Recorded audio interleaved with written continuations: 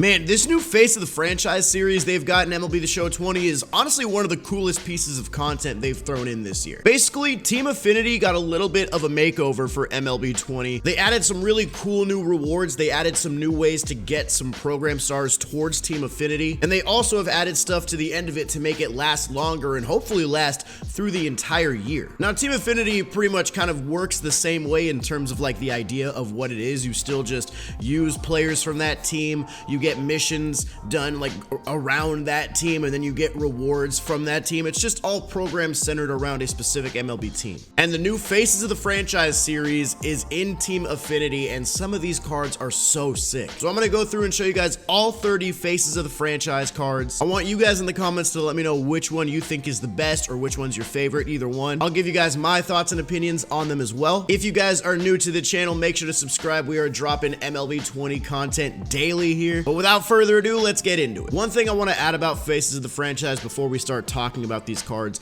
I know that not every single player would be considered necessarily the face of the franchise. I'll just spoil it for you. Mike Trout is not the Angels face of the franchise card. The reason is because these are like lower tier diamonds, and there's no point in giving Trout an 87 overall when you could just get his live series, which is a 95, which is like why would you take that 87? So mainly it's for guys who don't have a diamond card that are, you know, kind of still a big impact player on that team, so keep that in mind. So Team Affinity, I'm just gonna go ahead and go left to right here. The Baltimore Orioles. Once you hit 50 Baltimore Orioles stars, you guys can see at the top above the program thing, it says unlock at 15, unlock at 20, blah blah blah. You get those from here on the left side, the missions that you have to do. You can do the showdown for the AL East, you can do the online hits with Orioles, you can do collections, you can do moments, all this stuff. All of these points add towards that top number, and once you get to 50 stars, you will start to see these Faces of the Franchise cards. I'm not really going to go over the prospects in this video. I just want to talk about Faces of the Franchise.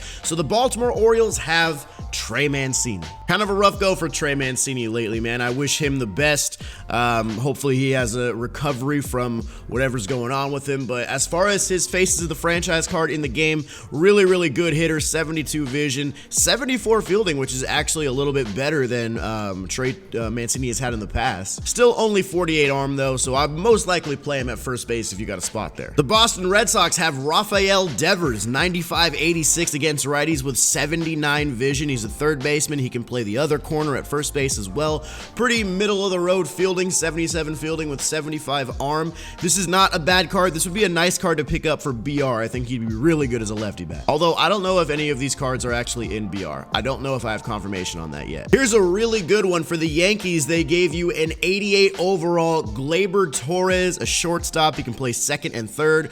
Big time power, 93-96 with 70 vision, 72 fielding, and 81 arm strength. This Gleyber so far is one of the better Faces of the Franchise cards. For the Tampa Bay Rays, we got an 89 overall Blake Snell, 88 hits per nine with 100 Ks per nine, 83 velo, 94 break, 4 pitches, but he's got an interesting arm slot too, so Blake Snell might be a little bit effective. I'm not sure. I've kind of got to see him in action. For the Blue Jays, we've got an 85 overall Vladimir Guerrero Jr. He is a little bit underwhelming, honestly. 78-76 power seems a little bit low. I know Vlad didn't like set a home run record last year other than maybe in the Derby, but I mean, I don't know, man. I feel like you could have given him like 85 power on both sides. I feel like that would have been cool. He does have good arm strength, but this card just looks This one's a really good one. 89 Ozzie Albies from the Atlanta Braves, a second baseman who can play shortstop, absolutely destroys left-handed pitching with 114 contact,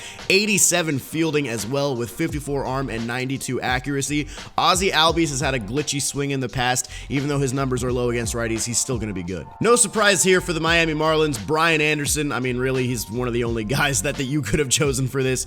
He's a third baseman, very utility heavy, pretty middle of the road as far as the hitting, but he does have good fielding with 94 arm strength. Michael Conforto is for the New York Mets. I was hoping for a Noah Syndergaard, maybe with the outlier quirk and having 99 velo with his sinker. I thought that would have been cool, but Michael Conforto is going to be nice as a left-handed bat. Only 69 fielding though, so it's nice, but it's what, you know, Going over to Philly, we've got Aaron Nola. Aaron Nola is a weird card. He kind of looks better than I think he actually is. 85, 88 per nines with 93 break and 79 velo. Great pitch selection. I love the sinker, changeup, and knuckle curve in there to go along with the four seam.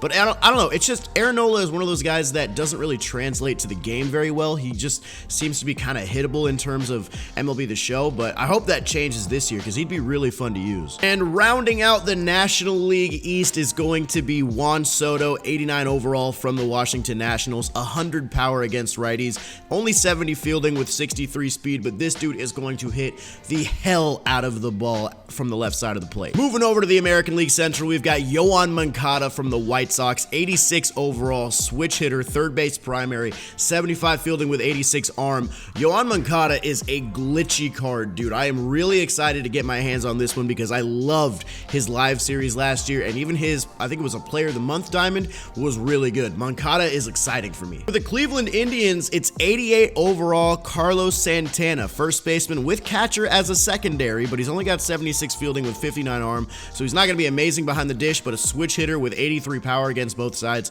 I was kind of surprised this one wasn't Shane Bieber. I thought he would have been there, but nope, Santana. For the Tigers, we've got Matthew Boyd. No surprise here. I mean, he's one of the only guys you can pick up there. 90 Ks per nine, 66 velo and 83 break. The pitch selection looks really, really nice, but I mean, the velo and break and the hits per nine just is not doing much for this card. The Kansas City Royals have Whit Merrifield, big time contact hitter, one of the better just pure hitters in the game in terms of just, you know, getting on base. He's also really good all over the field, 81 fielding with all of those secondary positions, 88 vision and 78 speed. Whit Merrifield is a nice, well-rounded card. He's one of the better ones. And then finishing out the American League Central, we've got Byron Buxton from the Twins, 94 fielding with 97 arm strength and 99 speed. This dude is going to be one of the best fielding center fielders you can pick up in this game. Unfortunately, the hitting's a little bit low, but similar to Moncada, similar to Ozzy, kind of a glitchy player in BR last year. I'm curious to see if he'll do the same. Going to the National League now, the Chicago Cubs have Anthony Rizzo, 90-82 against righties with 91 vision,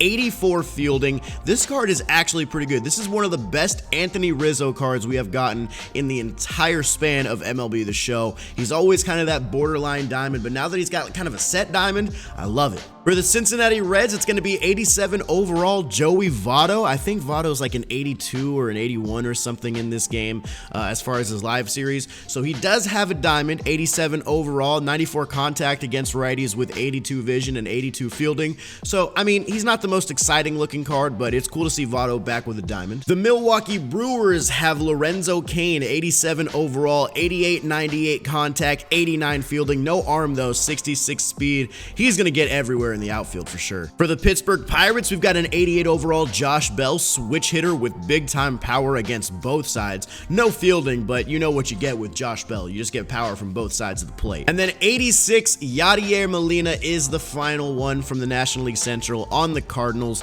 78, 87 contact, 99 vision, 77 fielding, 83 arm strength. Overall, this Yadi's all right, catcher, but I feel like there's plenty of catchers that would kind of one-up this guy in terms of just the value. All right, the American League West, we're getting it started with the Angels, and they have an 88 overall Shohei Ohtani. I need this card because he's a starting pitcher with a four-seam, a slider, a splitter, and a curveball, 95 velo with 99 break, 84, 94 in the per nines.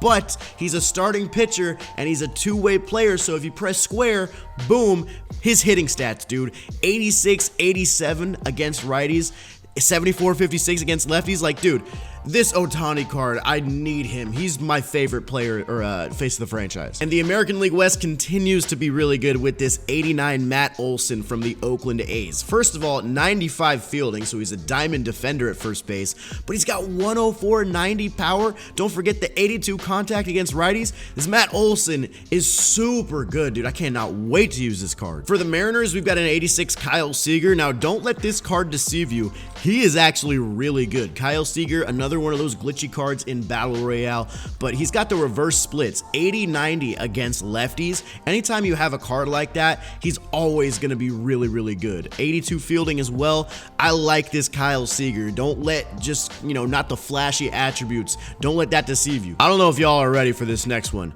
The Texas Rangers have an 89 Joey Gallo with 112, 114 power, only 28 vision, but 86 fielding and 99 arm strength. And look at the secondary positions.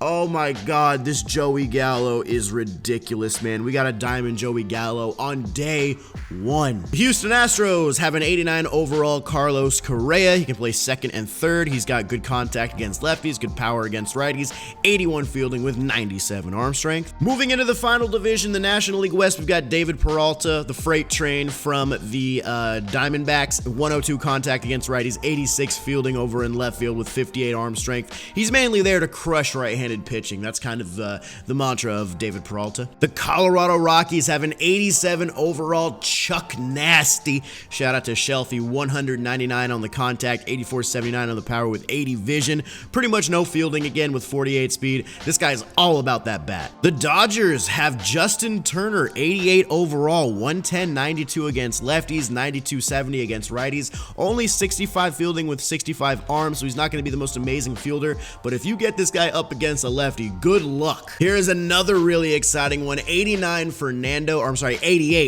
Tatis Jr., 87-90 contact, 85-79 power, 83 fielding, 95 arm strength. This Tatis is nasty. He's another glitchy card. He's a beast. And the final team is the San Francisco Giants. You've got an 87 Buster Posey. He's got really, really good fielding, 95 blocking for a catcher, 88 fielding with 80 arm strength, 83-75 contact, 87 vision. The only thing about this Buster Posey is that you get a free 99 overall if you just play the game through the XP reward path. So I don't really know if this card is that enticing to me. So yeah, those are all the faces of the franchise cards. I love the Ohtani. I love the Joey Gallo. I love the Matt Olson, the Gleyber Torres, the Fernando Tatis Jr. All of these cards are super dope. I love the card art on them. I'm excited to try out some of them. I think I'm going to go for Ohtani first and then probably Gallo after that. But yeah, also, as I said with Team Affinity, I told you guys they're not just ending Team Affinity once you get the card. As you guys can see, you need 50 stars to get the Shohei Ohtani, and then as you go to the right, you can see over here, stage 2 during the spring, stage 3 during the summer, stage 4 during the fall.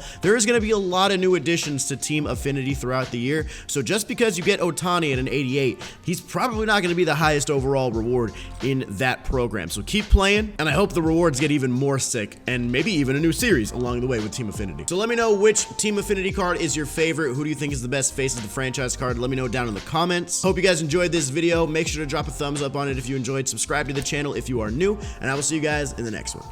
Peace.